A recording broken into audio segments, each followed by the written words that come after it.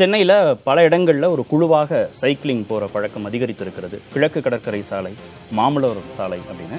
இதை எப்படி கட்டமைக்கிறாங்க, இந்த குழுவை எப்படி கட்டமைக்கிறாங்க, எவ்வளவு நாட்கள் வாரத்தில் போகிறாங்க பார்க்கலாம்.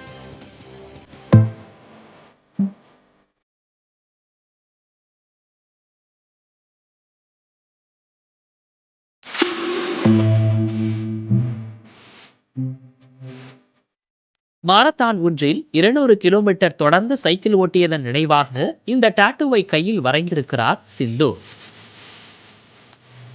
சைக்கிள் ஓட்டுவது தொடர்பான தனது உற்சாகத்தை பகிர்கிறார் இவர். நல்லா இருக்கு ஓட்டுறதுக்கு. ப்ளஸ் ஒரு குரூப்பில் ஓட்டும்போது கொஞ்சம் நல்லா ஃப்ரெண்ட்ஸ் மீட் பண்ணும்போது அது இன்னும் கொஞ்சம் ஃபன்னாக இருக்குது. எக்ஸசைஸ் மட்டும் இல்லாமல் ஃபன்னாகவும் இருக்குது. இவரை போல குழுவாகவும் தனியாகவும் பலர் சைக்கிள் ஓட்டுவதை சென்னையின் கடற்கரை சாலைகளில் காண முடிகிறது. கொரோனா கால மன அழுத்தத்தை போக்க உதவியதோடு தனது 20 ஆண்டு கால சர்க்கரை நோய்க்கு தீர்வு தரும் மருந்தாக சைக்கிள் ஓட்டுவது அமைந்திருப்பதாக உற்சாகத்துடன் கூறுகிறார் இவர். ஒரு டயபெட்டிஸ் 50 யூனிட் இன்சுலின் எடுத்திருந்தேன். சைக்கிளிங் ஸ்டார்ட் பண்ணதுக்கு அப்புறம் 50 யூனிட் 48 46 அந்த மாதிரி பண்ணி 20 இப்போ 12 ஆயிடுச்சு. என் டாக்டர்லாம் he is very surprised. But I very improved. எனக்கு ஒரு மேபி இன்னும் ஒரு 6 மாதம் இல்லை ஒரு வருஷத்தில் அந்த 12 யூனிட் கூட 0 ஆகிடும். So my diabetics will be cured which is 20 years old. Cycle வாங்குபவர்களின் எண்ணிக்கை ஒருபுறம் அதிகரித்து வந்தாலும் ECR, OMR தவிர வாகன அடர்த்தி அதிகமுள்ள சென்னையின் மற்ற பிரதான சாலைகள் சைக்கிள்களை ஓட்டிச் செல்லக்கூடிய கட்டமைப்பில் இல்லை என்கிறார்கள் சைக்கிள் ஓட்டிகள். ஞாபகம் வருதே என்று நினைவுகளில் நீந்த வைக்கும் பயணங்கள் தொடங்கி உடற்பயிற்சி வரை சைக்கிள் ஓட்டுவது பலருக்கு விருப்பமாக இருந்தாலும் அதற்கேற்ற சாலை கட்டமைப்பை குறைந்தபட்சம் OMR, ECR சாலைகளிலாவது உருவாக்க வேண்டும் என்கிறார்கள் சென்னை வாசிகள்.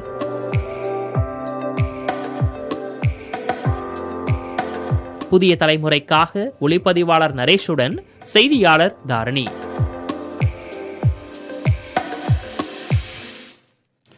சர்க்கரை நோய் இருந்துச்சு, அதனால நான் இன்சுலின் எடுத்தேன். இன்சுலின் எடுத்த அளவு குறைஞ்சது சைக்கிளிங் பண்ணன்னு சைக்கிளிங் செல்லக்கூடிய நபர் சொன்னதை பார்த்தோம்.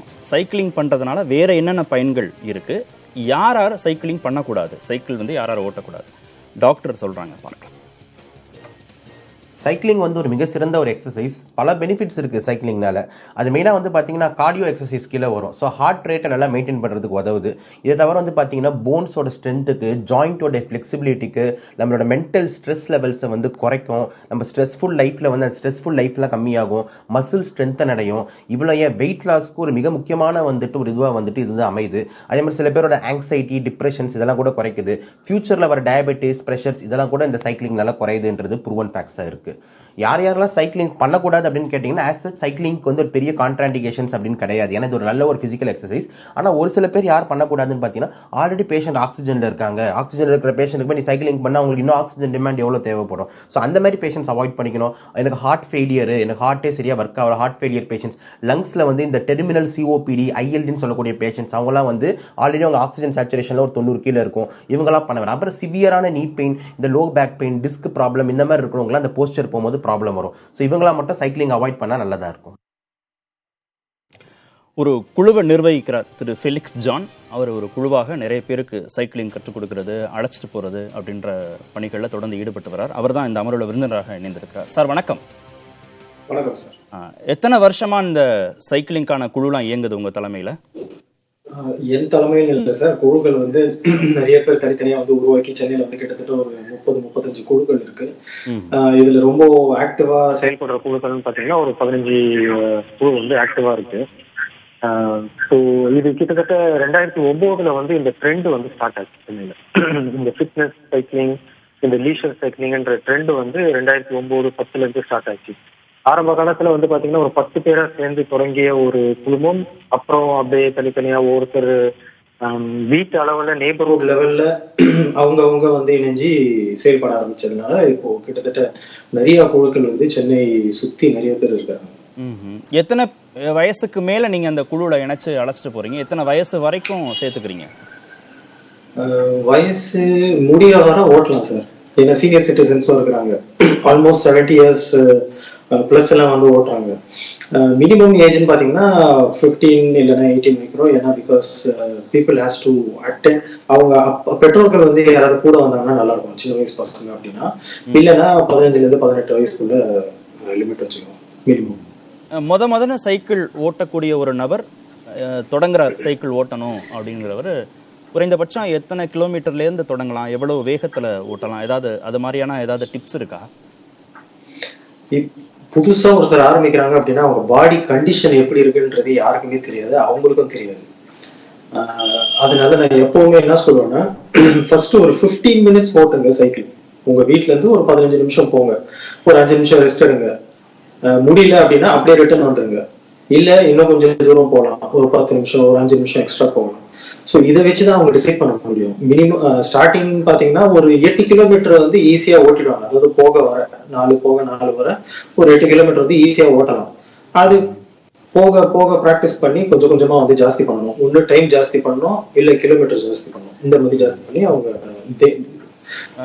முடியலன்னா என்ன அவங்களுக்கு என்ன டிஸ்டர்பன்ஸ் எல்லாம் ஃபீல் பண்ணுவாங்க? மூச்சு விட சிரமம் அது மாதிரி என்ன, எது கடினத்தன்மையா என்ன ஃபீல் பண்ணுவாங்க அவங்க? முதல் வாரமோ இல்ல முதல் ஒரு 10 ரைடு சைக்கிள்ல போகும்போது அவங்களுக்கு வியர்வை ஜாஸ்தி வரும், படபடன்னு அடிக்கும், அப்புறம் வந்து மூச்சு வாங்கும். இதெல்லாம் வந்து அவங்களுக்கு பிராக்டிஸ்ல கிடையாது. அவங்க ரெகுலரா வந்து அவங்க உட்காந்து செய்யற வேலைகளா இல்ல நல்ல பிசிக்கல் ஒர்க் அவங்க டே டு டேல வந்து பண்றாங்களான்றது தெரியாது நமக்கு. ஸோ நல்லா பிசிக்கலா ஆக்டிவா இருக்கிறாங்க அப்படின்னா அவங்க தாராளமா வந்து 10-15 கிலோமீட்டர் பண்ணலாம். இல்ல பிசிக்கலா ஆக்டிவ் இல்லை, நான் இதுதான் என்னோட பிசிக்கல் ஆக்டிவிட்டி, நான் இது பண்ணணும்ட்டு தான் இதை ஆரம்பிக்கிறேன் அப்படின்னு சொல்றாங்க அப்படின்னா அது மெதுவாக தான் ஆரம்பிச்சு பார்க்கணும். இப்போ நீங்கள் எவ்வளவு தூரம் வரைக்கும் அதிகபட்சம் ஓட்டுறீங்க இந்த மாதிரி பல ஆண்டுகள்? இப்போ 2009ன்னு சொல்கிறீங்க இல்லையா, கிட்டத்தட்ட ஒரு 10 வருடங்கள் மேலே ஆயிடுச்சு. தொடர்ந்து ஓட்டக்கூடியவர் எத்தனை கிலோமீட்டர் வரைக்கும் போறாரு? சார் டெல்லி குவாட்ரிலேட்டரல் ட்ரையாங்கிள் இருக்கு இல்லையா, அந்த ஹைவேஸ் அது எல்லாமே முழுசா வந்து ஓட்டிருக்காங்க. 6000 கிலோமீட்டருக்கு மேல இருக்காது. இந்த மாதிரி வந்து சின்னதா ஆரம்பிக்கிறவங்க இப்படி 4000-6000 போறவங்க எல்லாம் இருக்கிறாங்க. பட் அதுக்கு வந்து நல்ல பயிற்சி வேணும். பயிற்சினா அதுக்கு வந்து தனியா ட்ரைனிங் எல்லாம் கிடையாது. அவங்க ரெகுலரா ஓட்டி கன்சிஸ்டன்டா வந்து அதை ப்ராக்டிஸ் பண்ணிட்டே இருந்தாங்கன்னா they will get better. இன்னும் கொஞ்சம் இம்ப்ரூவ்மெண்ட் இருக்கும். அப்படியே அவங்க ஜாஸ்தி பண்ணிக்கிட்டே போகணும். ஸோ எவ்வளவு தினமும் இத்தனை கிலோமீட்டர் கிராமங்கள்ல எல்லாம் பாத்தீங்கன்னா அவங்க வேலைக்கு சைக்கிள் தான் பயன்படுத்துவாங்க, கடைக்கு போறது அவங்க சைக்கிள் தான் பயன்படுத்துவாங்க. பெரும்பாலும் பயணங்களுக்கு சைக்கிள் இருந்தது. இந்த இருசக்கர வாகனங்கள்ல இந்த பைக்கெல்லாம் வந்த பிறகுதான் அதனுடைய சைக்கிள் பயன்பாடு குறைஞ்சது. ஒருத்தர் வந்து ஒரு நாளைக்கு இத்தனை கிலோமீட்டர் ஓட்டுறதுங்கிறது நல்லது, இந்த வேகத்துல ஓட்டுறதுங்கிறது நல்லது, வாரம் இத்தனை கிலோமீட்டர் ஓட்டுறது நல்லது அப்படின்னு ஏதாவது அதுல வந்து உங்களுடைய பரிந்துரை இருக்கா? ஒரு நாளைக்கு 30 கிலோமீட்டர் பெஸ்ட். அது வந்து பெஸ்ட் எக்ஸசைஸ். 30 கிலோமீட்டர்ஸா? 30 கிலோமீட்டர்ஸ் ஒரு நாளைக்கு. அது நல்லா பழகினதுக்கு அப்புறம் உங்களுக்கு அந்த ஒரு தெம்பு அந்த ஸ்டாமினா வந்ததுக்கு அப்புறம் நீங்க ஒரு 30 கிலோமீட்டர்ஸ் ஆவரேஜா வச்சுக்கிட்டா அது வந்து கம்மியும் கிடையாது ஜாஸ்தியும் கிடையாது. ஒரு வாரத்துக்குன்னு கணக்கு எடுத்தீங்கன்னா ஒரு 200-250 கிலோமீட்டர் கவர் பண்ண முடிஞ்சா பெட்டர். இல்ல ஒரு 150 to 200 கிலோமீட்டர்ஸ் அந்த வாரத்துல பண்ண முடிஞ்சா ஓகே, அது போதும். ஓகே. சைக்கிள் ஓட்டுற பழக்கம் இருக்கா? சைக்கிள் தினமும் ஓட்டுவீங்களா? என்ன மாதிரியான உணர்வுகள் உங்களுக்கு இருக்கு? பயன்கள்லாம் கிடைக்குதுன்னு மக்கள்கிட்ட கேட்டோம். மக்கள் தெரிவித்த கருத்துக்களையும் பார்த்தலாம். எல்லாருக்குமே கரெக்டாக ஃபிட்டாக இருந்தால் தான் பிடிக்கும். அதனால தான் சைக்கிளிங் ஸ்டார்ட் பண்ணேன். சைக்கிளிங்கிறது ஒரு பெஸ்ட் எக்ஸசைஸ் என்ன கேட்டால். நீங்கள் வீட்டில் இருந்து எக்ஸசைஸ் பண்ணுறது, ஜிம்முக்கு போய் பண்ணுறத விட சைக்கிளிங் வந்து போனால் இன்னும் பெஸ்ட்டாக இருக்கும். சைக்கிள் போகிறதுனால பார்த்தீங்கன்னா கொஞ்சம் மன அழுத்தம்லாம் ஃப்ரீ ஆகிற மாதிரி இருக்குது.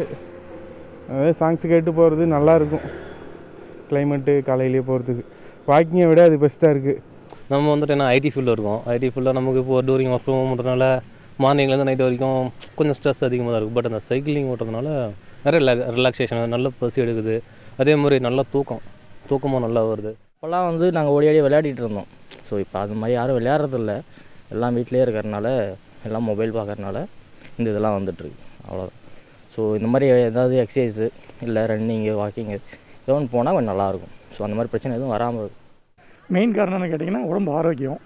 அதுக்குப்படி பார்த்தீங்கன்னா பெட்ரோல் கன்வர்ஷன், உடம்பு ஆரோக்கியம் கிடைக்கிது, நமக்கு பெட்ரோல் செலவும் குறையுது. பைக் இருக்குது, வீட்டில் 2 இருக்குது. இருந்தாலுமே லோக்கலில் வந்து சைக்கிளில் போகிறேன். லோக்கலை தாண்டி போய்ட்டு இருக்கும்போது பைக்கில் போயிட்டுருக்கிறேன். உடம்பு ஆரோக்கியமாக இருக்குது. நமக்கு அது இல்லாமல் செலவு கண்ணுதுனால. திரு ஃபெலிக்ஸ், வாக்கிங்கை விட ஜாக்கிங்கை விட சைக்கிளிங் போகிறோம், அது கூடுதல் பயன் தருதுன்றாங்க. அந்த மாதிரியான எக்ஸசைஸோட ஒப்பிடுகிற போது சைக்கிள் கூடுதல் பயன்கள் தருதா சைக்கிளிங்? எக்ஸசைஸ்ல 2 எக்ஸசைஸ் இருக்கு. நான் இம்பாக்ட் எக்ஸசைஸ், இம்பாக்ட் எக்ஸசைஸ் அப்படின்னு. இம்பாக்ட்னா உங்க உடம்பு வந்து அதிர்வு தாங்கணும். அது நீங்க ரோட்ல ஓடும் போதோ நடக்கும் போதோ அது நடக்கும். சைக்கிள் வந்து இட்ஸ் அ நான் இம்பாக்ட் எக்ஸசைஸ். உங்களுக்கு அந்த மாதிரி அதிர்வுகள்லாம் வராது. சைக்கிள் ஓட்டிட்டு டயர்ட் ஆகி அடுத்த நாள் ரெக்கவர் ஆகிறவங்க ஈஸியாக ரெக்கவர் ஆகிடுவாங்க. பட் ரன்னிங் போயிட்டு ஆகிறது கொஞ்சம் டிஃபிகல்ட்டாக இருக்கும். ஏன்னா அதுக்கு பாடி வந்து அடாப்ட் ஆகணும். ஸோ இதுதான் இந்த முக்கியமான டிஃப்ரென்ஸ். இதுல என்ன அதிகமான பயன் இருக்கு அப்படின்னா, சைக்கிள் வந்து எக்ஸசைஸுக்கு மட்டுமே யூஸ் பண்றது இல்லை, போக்குவரத்துக்காகவும் யூஸ் பண்றாங்க. அதே சமயம் அவங்க ஃபிட்டாகவும் இருக்கிறாங்க. எக்ஸசைஸ் தான் அது மாறுது. ஸோ இது ஒரு அதிகமான பயன். ஜாகிங்கோட ஒப்பிடுகிற போது இதில் இருக்கக்கூடிய அதிர்வுகள் ரொம்ப குறைவு, அது முக்கியமானது தான். அவங்க உயரத்துக்கு ஏற்ற மாதிரி, அவங்க எடைக்கு ஏற்ற மாதிரி சைக்கிள் வாங்க வேண்டியது தேவை இருக்குமா? ஏன்னா 4000 ரூபாயிலையும் சைக்கிள் இருக்குது, 40,000க்கு சைக்கிள் இருக்குது, லட்சங்களில் கூட சைக்கிள் இருக்குது. சரியான சைக்கிள் ஒருத்தருக்கு தேவையானதுங்கிறத நம்ம எப்படி முடிவு பண்ணுறது? சைக்கிள் வந்து ஃப்ரேம் சைஸ் வந்து ரொம்ப முக்கியம். எப்படி சட்டை வாங்கும் போது ஒரு சட்டை சைஸ் நம்ம பார்த்து வாங்குவோம், பெருசாக இருந்தால் லூஸாக இருக்குது, சின்னதாக இருந்தால் டைட்டாக இருக்குன்றமோ same principle applies to cycle. அந்த காலத்தில் வந்து சைக்கிளுக்கு வந்து ஒரு சைஸ் அந்த மாதிரிலாம் எதுவுமே இல்லை. ஸ்டாண்டர்டாக ஒரு சைஸ் இருந்தது, அதை வந்து எடுத்துகிட்டு இருந்தாங்க. 2 சைஸ் இருக்கும்னு நினைக்கிறேன், சின்ன பசங்க ஒன்று பெரியவங்க ஒன்று. இப்போ அப்படி இல்லை, ஸ்மால் மீடியம் லார்ஜ் நிறைய வந்துருச்சு. இந்த ஃப்ரேம் சைஸ் எப்படி அவங்க வந்து கண்டுபிடிக்கணும், எது அவங்களுக்கு கரெக்டாக இருக்குன்னு கண்டுபிடிக்க முடியும் அப்படின்னா, முக்கியமாக அந்த கடையில் வேலை செய்கிறவங்க கரெக்டாக சொல்லணும். ஏன்னா அது அவங்களோட ஹைட்டை பேஸ் பண்ணி தான் அந்த ஃப்ரேம் சைஸ் வந்து முடிவு பண்ணுவாங்க. அதை பொறுத்து தான் வாங்கணும். தப்பா வாங்கிட்டா அது வந்து லாங் டேர்ம் ப்ராப்ளம்ஸ் வரும். அதுலதான் வந்து நிறைய பேர் வந்து சரியா புரிஞ்சுக்காம தப்பா வாங்கிட்டு சைக்கிளுக்கா அவங்களுக்கா ஓட்டுறவங்களுக்கா லாங் டேர்ம் ப்ராப்ளம்? ஓட்டுறவங்களுக்கு ப்ராப்ளம் வரும். ஏன்னா சின்னதா இருந்தது சைக்கிள், அவங்க ஹைட் ரொம்ப ஜாஸ்தியா இருக்கு அப்படின்னா முட்டி வலி வரும். சைக்கிள் பெருசா இருக்கு அப்படின்னா முதுகு வலி வரும். ஏன்னா அது ரொம்ப தாண்டி போய் பிடிக்க வேண்டியிருக்கும். எப்படி இன்னும் கொஞ்சம் தெளிவா சொல்ல முடியுமா? அந்த ஃப்ரேமை ஒருத்தர் நின்னுட்டு தானே ஃபிக்ஸ் பண்ண முடியும், அதை அப்படித்தானே முடிவு பண்ணணும். அந்த சைக்கிளோட உயரம் எனக்கு எப்படி இருக்கணும், அது எப்படி நான் முடிவு பண்றது? நீங்க நிக்கிறீங்க அப்படின்னா, அதாவது இப்போ ஆவரேஜா என்னோட ஹைட் வந்து 166 சென்டிமீட்டர்ஸ். ஸோ இந்த ரேஞ்சில் வந்து மீடியம் ஃப்ரேம் தான் செட் ஆகும். இதுல இன்னொரு விதமாகவும் ஹைட் கண்டுபிடிப்போம். இன்சீம் லென்த் பேண்ட்டுக்கு உள்ள இருந்து அளவு எடுப்பாங்க இல்லையா, அந்த இன்சீம் லென்த் வந்து சொல்லுவாங்க. நீங்க ஃப்ரேம் மேல ஏறி நிற்கும் போது 2 இன்ச் கேப் இருக்கணும் உங்க இன்சீமுக்கும் அந்த ஃப்ரேம் பார்க்கும். ஸோ இதுவும் இப்படியும் கண்டுபிடிக்கலாம். இதெல்லாம் சைக்கிள் விற்கிறவங்க சொல்றாங்களா?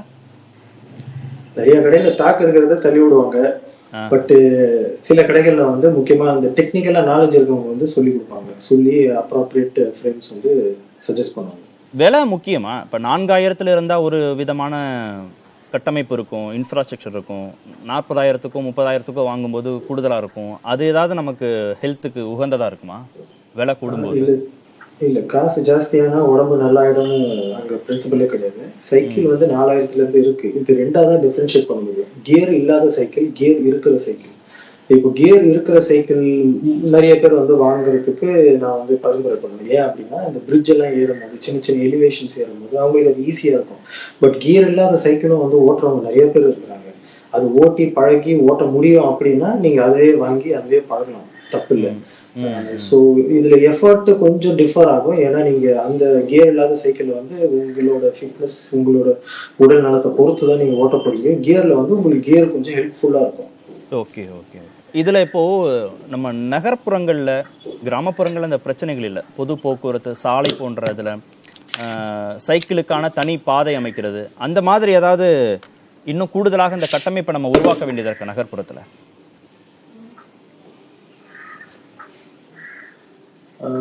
இப்போ சைக்கிள் பாதைன்றது முக்கியமா நமக்கு வந்து போக்குவரத்துக்கு போகும்போதுதான் அவசியம். காலையில வந்து நம்ம ஃபிட்னஸ் போறதுன்றது கவனிச்சிங்கன்னா, ஒண்ணு ஏர்லி மார்னிங் போவாங்க விடிய காத்தால, இல்லைன்னா சாயங்காலம் ஒரு 7 மணிக்கு மேல போவாங்க. இப்போ இந்த இந்த கட்டமைப்பு வந்து முக்கியமா தேவைப்படுறது வந்து வாழ்வாதாரத்துக்காக சைக்கிள் ஓட்டுறவங்க, கம்யூட் பர்பஸுக்கு, அதாவது பைக்கை ரீப்ளேஸ் பண்ணிட்டு நான் வந்து சைக்கிளுக்கு உபயோகப்படுத்த விரும்புகிறேன் அப்படின்ற அவங்களுக்கு தான் தேவை தவிர, இது வந்து உடற்பயிற்சிக்காக பண்ணணும்னு விருப்பப்படுறவங்களுக்கு சைக்கிள் கட்டமைப்பு இருக்கணும்னு அவசியம் கிடையாது. ஏன் அப்படி சொல்றேன் அப்படின்னா, இப்போ கனடா, லண்டன், யூகே இந்த மாதிரி ஊர் வெஸ்டர்ன் நேஷன்ஸ் எடுத்துக்கிட்டிங்கன்னா, அங்க வந்து இப்போ இந்த உடற்பயிற்சிக்காக பண்ணும்போது பாத்தீங்கன்னா இவங்க நல்லா இம்ப்ரூவ் ஆகிட்டே இருப்பாங்க. கூடிய சீக்கிரத்துல வந்து ஒரு டிவிஎஸ் 50 ஸ்பீட்ல போக ஆரம்பிச்சிருவாங்க. இப்போ இவங்க வந்து அந்த சைக்கிள் லேன்ல போகும்போது அங்க ஸ்லோவா போறவங்களுக்கு ப்ராப்ளமா இருக்கிறதுக்கு வாய்ப்புகள் இருக்கு. இப்ப அந்த பகுதியை வந்து இவங்க தான் வந்து யூஸ் பண்ணணும்னு கிடையாது. ஈக்விட்டி பேசிஸ்ல வந்து ரோடுன்றது எல்லாருக்கும் சமம்னால வாழ்வாதாரத்துக்கு போறவங்களும் வந்து அங்க யூஸ் பண்ணுவாங்க. ஃபார் எக்ஸாம்பிள் ஒரு காய்கறி வெண்டர் இல்ல ஒரு டீ வெண்டர் அவரும் போவார். ஸோ அது வந்து ப்ராப்பரா ஒரு கம்யூட்டுக்காக யூஸ் பண்ணணுமே தவிர, நம்ம இது உடற்பயிற்சிக்கும் கட்டமைப்புக்கும் வந்து சம்பந்தம் இல்லை. ஆனா அந்த கட்டமைப்பை எப்படி கொண்டு வரலாம்? இப்போ சிட்டில வந்து முக்கியமா பாத்தீங்கன்னா அக்ரெசிவ் ரைடிங், அக்ரெசிவ் டிரைவிங் தான் நிறைய இருக்கு. இதை வந்து டிராபிக் காமிங் மெஷர்ஸ், அதே மாதிரி புதுசா டிசைன் பண்ற ஸ்ட்ரீட்ஸ், புதுசா பண்ற இடத்துல வந்து இந்த மாதிரி ஸ்பீட் கண்ட்ரோல் கொஞ்சம் கம்மி பண்ணி கொண்டு வரலாம். இது எல்லாருக்குமே வந்து யூஸ்ஃபுல்லா இருக்கும். இல்ல, பள்ளி செல்லக்கூடிய குழந்தைகளுமே சைக்கிள் ஓட்டுறாங்கல்ல, அப்ப நம்ம அந்த கட்டமைப்பை ஒழுங்குபடுத்த வேண்டிய தேவை இருக்கு. எல்லாருமே சைக்கிள் வாங்கி தான் ஓட்டணுமா, இல்ல இந்த ஸ்மார்ட் சைக்கிள் மாதிரியான சிஸ்டம்லாம் கொண்டு வந்திருக்காங்க. இப்ப மெட்ரோ ஸ்டேஷன்ல இருக்கு, பாண்டி பஜார்ல போனீங்கன்னா அங்க ஸ்மார்ட் சிட்டி திட்டத்தின் கீழ் கொண்டு வந்திருக்காங்க. அந்த மாதிரி உள்ளதை நம்ம பயன்படுத்தினாலே போதுமா, இல்ல நமக்கு அது நம்ம கூடவே இருக்க வேண்டிய ஒரு பொருள் தானா சைக்கிள்ங்கிறது? ஒரு 20 வருஷத்துக்கு முன்னாடி எல்லார் வீட்லயும் வந்து சைக்கிள்ன்றது எப்பவுமே இருக்கும். எது இல்லைனாலும் டக்குனு சைக்கிள் எடுத்துட்டு போயிடலாம். ஆனா இப்போ வந்து பாத்தீங்கன்னா வீட்டுல 2 மோட்டார் பைக் வர ஆரம்பிச்சிருச்சு. Minimum 2 car, 2 motor bike. இப்போ இது ஜாஸ்தியானதுனால தான் கன்ஜெஷன் ஜாஸ்தி ஆயிடுச்சு.